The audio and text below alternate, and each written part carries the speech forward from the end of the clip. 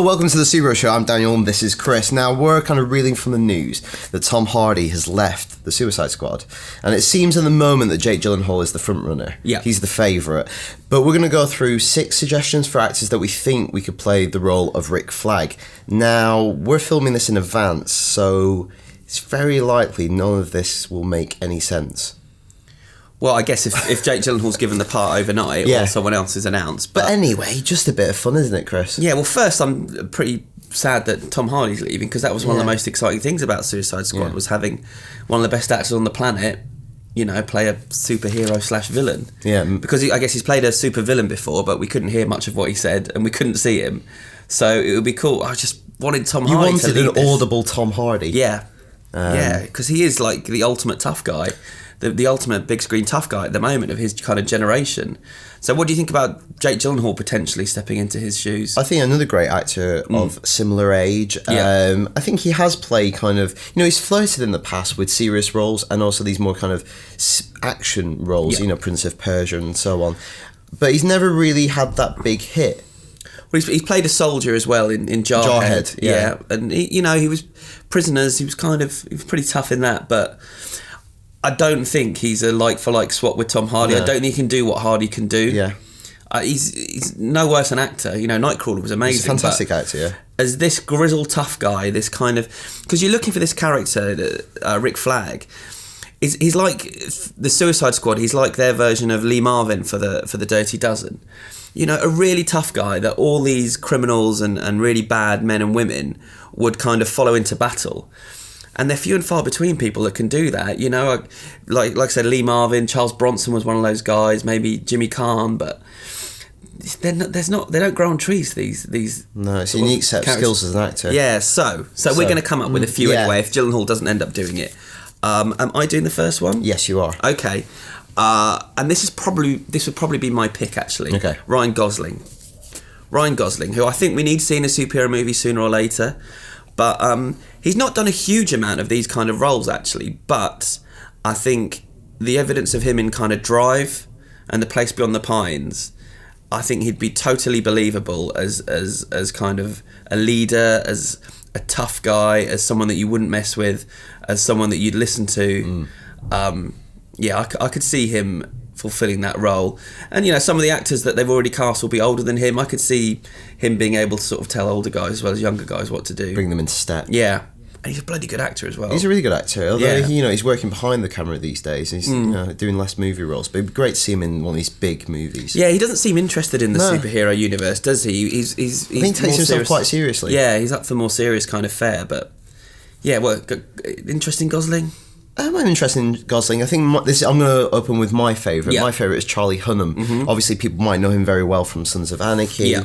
And yeah, when you're going through the qualities that you need for Rick Flag, I was kind of ticking a lot of boxes next to Charlie Hunnam. Yeah. Now, I think you can draw a lot from his portrayal of Jax Teller in Sons of Anarchy. He's a leader of men. Yeah. He's a schemer. He's incredibly intelligent. He kind of exudes his intelligence, even though he looks quite rugged.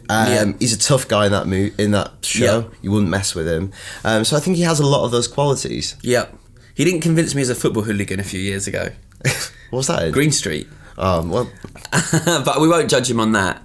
Yeah, I mean, but he's had his chance to be a hero in a big blockbuster last summer in Pacific Rim, and I don't know if it did it completely kind of work. Passed him by a bit. Like, people weren't championing him as in that movie. But I agree with you. If he can bring that Sons of Anarchy, yeah, I think he demonstrates a lot of those skills to be the kind of military leader, because he's a leader of a gang and he's, you know, working on the, you know, he's an outlaw. Yeah, which I think kind of suits it. Well, speaking of outlaws, 2 words for you: the Staith.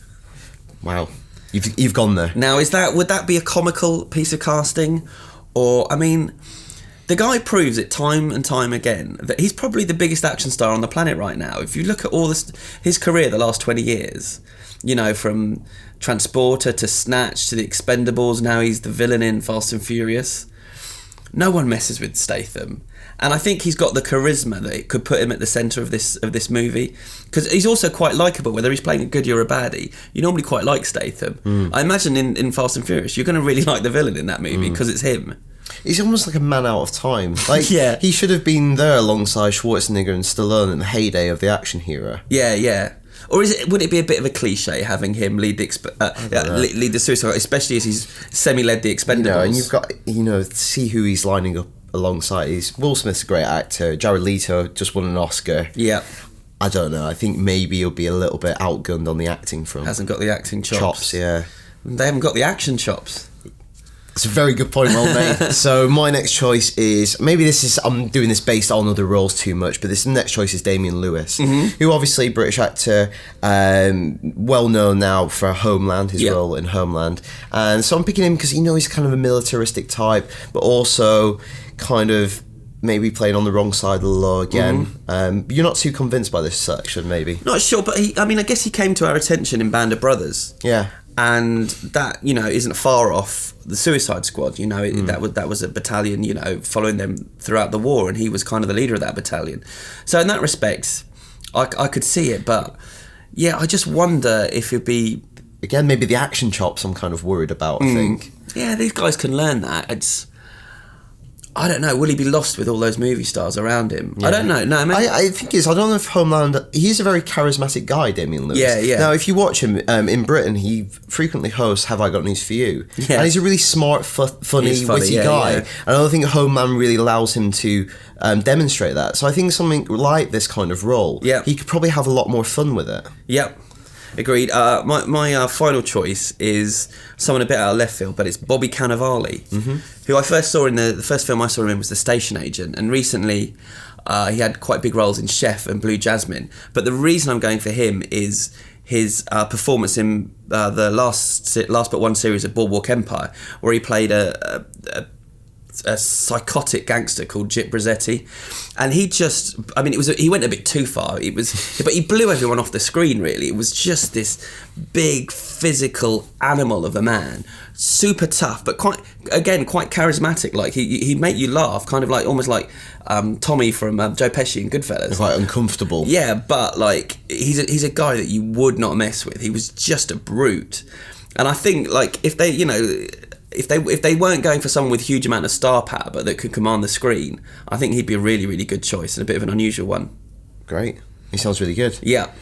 So my final choice, again, so it's Joel Edgerton, and I thought of this initially because he played a kind of military type in Zero Dark 30, who was really convincing as one of the special forces guys who goes in at the end on the final mission. But he also played opposite Tom Hardy in Warrior. Yeah. And I actually like Joel Edgerton quite a lot. I think, again, I've met him in real life. I think he is a charismatic guy, and I don't think he's had many of those roles that accommodate that string to that side of his abilities. But you're not a big fan of Joel Edgerton. I don't know, but he was one of the first people I thought of when they made the announcement about Tom Hardy, just because of Warrior. Warrior was one of my favourite films the last few years, and he does go toe to toe with him in that movie without any problem. So I don't know, maybe it is a... But the only problem is I think his stock has maybe fallen in light of Exodus a little bit. Yeah.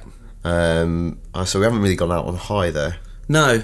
But I think we've come up with some good suggestions if Jake Gyllenhaal doesn't get it, hasn't already got it. Yeah, if this video isn't entirely redundant by the time we put it on the site. But yeah, we'd like to hear your suggestions as well. So if you've got any ideas for who should play Rick Flag, please write to us at superhero@ign.com. And that's it for now. So thanks for watching, and keep it tuned to IGN for all your superhero needs.